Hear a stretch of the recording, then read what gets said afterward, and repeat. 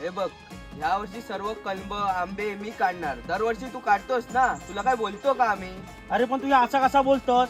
खत पाणी सगळा मी घालतो, वय दांड मी घालतो आणि तू सगळं ऐकता हवाय काय? फुकटचा काय मागत नाही आहे, माझा पण हक्क आहे. माझ्या पण फॅमिलीसाठी काय बघायला नको काय? म्हणजे तू दरवर्षी आम्ही गावावर तांदूळ दे, जांभीचं घर दे, कोकमाच्या मोटल्या बांधून दे, ह्या कोणासाठी करत होतो रे?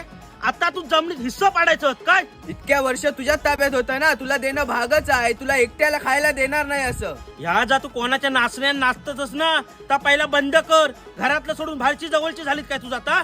मला कोणी चढवलेलं नाही आहे, पण ह्या वर्षी आंबे मीच काढणार. तूच काय पाहिजे असेल ना हे कलमातला तर मोरल्या वर्षीपासून घे. यंदा सगळी मेहनत मी घेतली.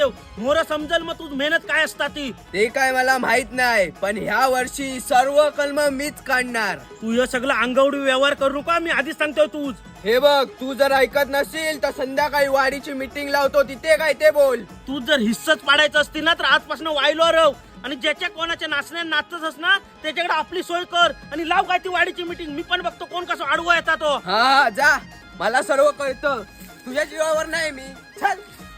ह्यो मेलो असो भाव, वाडीतली लोक हे चढवणार आणि हो त्यांच्या तालावर नाचणार. आपला आता कडू आणि दुसऱ्याचा आता गोड. पण असं म्हणणार ना की ह्या वाड वडिलांनी काय जपून ठेवलेला आहे तर एकत्र भाव मिळून सांभाळूया.